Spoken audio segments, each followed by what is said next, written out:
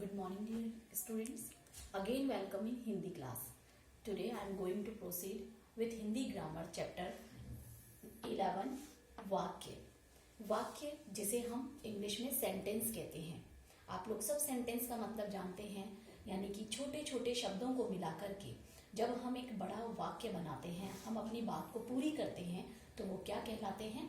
वाक्य. आज हम इन्हीं वाक्यों के बारे में जानेंगे कि हम वाक्य को सही अर्थ में कब वाक्य कह सकते हैं. वैसे हम सुबह से रात तक बहुत सारी बातें करते हैं.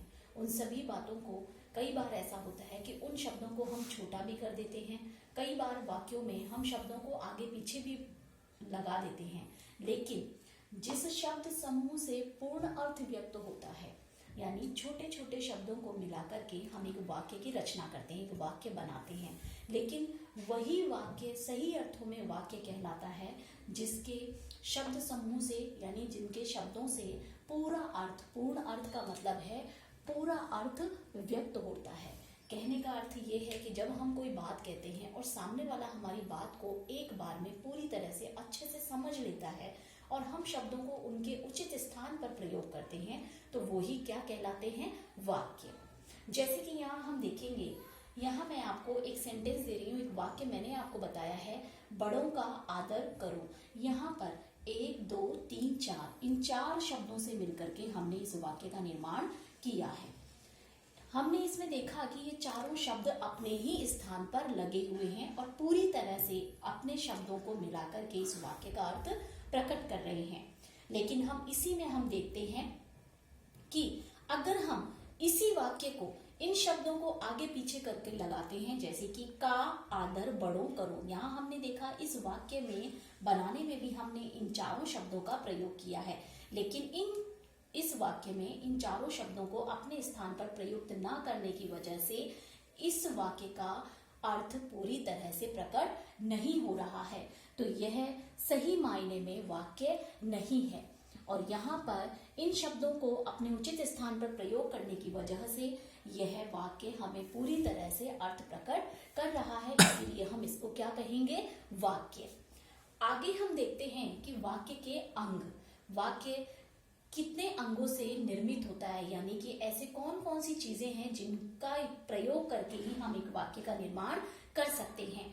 यहाँ वाक्य के 2 अंग होते हैं, एक उद्देश्य और दूसरा विधेय. यहाँ मैं आपको बताऊंगी कि उद्देश्य और विधेय क्या होते हैं.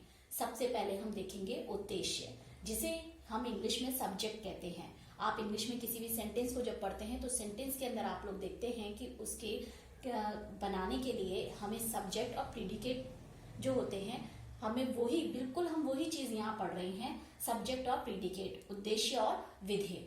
यहाँ उद्देश्य जिसके विषय में बात की जाए, जिस व्यक्ति, जिस वस्तु, जिस स्थान, जिस पशु, जिस जानवर, जिस पक्षी या जो भी संज्ञा शब्द है, कोई भी सर्वनाम शब्द है जिसके बारे में हम बात कर रहे हैं, उसे हम क्या कहेंगे? उद्देश्य. और उस संज्ञा या सर्वनाम शब्द के बारे में उस वाक्य में हम जो कुछ बता रहे हैं, वो सारी ही बातें हमारी क्या कहलाएंगी? विधेय. जैसे कि मैंने यहाँ आपको एक उदाहरण दिया है, पानी बरस रहा है. इस वाक्य में सब्जेक्ट यानी कि उद्देश्य, हम किसके बारे में बात कर रहे हैं? पानी के बारे में बात कर रहे हैं, तो ये हमारा क्या कहलाएगा? उद्देश्य. तो इस प्रकार हमने देखा कि जिसके बारे में वाक्य में हम बात कर रहे होते हैं उसे हम कहते हैं उद्देश्य, और जो कुछ हम उसके बारे में बता रहे हैं वह हमारा कहलाता है विधेय. यहाँ हम पानी के बारे में बात करते हुए बताना चाहते हैं कि पानी बरस रहा है, तो पानी के बारे में बात कर रहे हैं, इसलिए वह उद्देश्य है. और उसके बारे में हम जो कुछ कह रहे हैं कि बरस रहा है, ये सारे शब्द जो है ये हमारे क्या कहलाएंगे? विधेय. इस प्रकार उद्देश्य और विधेय 2 अंगों से मिलकर के हमारा वाक्य निर्मित होता है, वाक्य की रचना की जाती है. अब हम आगे देखेंगे कि वाक्य के मुख्य प्रकार. वाक्य के बहुत सारे प्रकार होते हैं, लेकिन यहाँ हम अपने देखेंगे कि जो मुख्य मेन जो टाइप्स हैं, हम केवल वो ही देखेंगे, जिनमें ये 5 प्रकार मैं आपको बताने जा रही हूँ. में सबसे पहला है विधानवाचक. विधानवाचक वह प्रकार होता है जिसमें उद्देश्य, जैसा मैंने आपको बताया, कोई भी कर्ता, संज्ञा हो या सर्वनाम, व्यक्ति, वस्तु, स्थान, स्थिति, कोई भी हो सकता है जिसके बारे में हम बात कर रहे हैं, और उसे ही हम क्या कहते हैं, उद्देश्य। तो उद्देश्य की सामान्य जानकारी देने वाले शब्द जो वाक्य होते हैं वही हमारे क्या कहलाते हैं, विधानवाचक। जैसे कि मैंने आपको एक उदाहरण दिया, मैं पाठशाला जाता हूँ, यहाँ पर मैं उद्देश्य है और इस मैं के लिए हमने सामान्य जानकारी दी कि वह स्कूल जाता है। तो ये जो सामान्य जानकारी देने वाला वाक्य है वो क्या कहलाएगा, विधानवाचक वाक्य। दूसरा वाक्य हम देखते हैं निषेधवाचक। निषेध जैसा कि नाम से ही है कि निषेध का मतलब होता है ना, नहीं, मना। तो ऐसे वाक्य जहां पर किसी भी कार्य का नहीं होना पाया जाता है, ऐसे बहुत सारे वाक्य होते हैं और हम सुबह से रात तक बहुत सारे काम होते हैं जिनमें हम नहीं शब्दों को यूज करते हैं। जैसे कि मैंने गृह कार्य नहीं किया, मैं खेलने नहीं जाऊंगा, मैंने खाना नहीं खाया।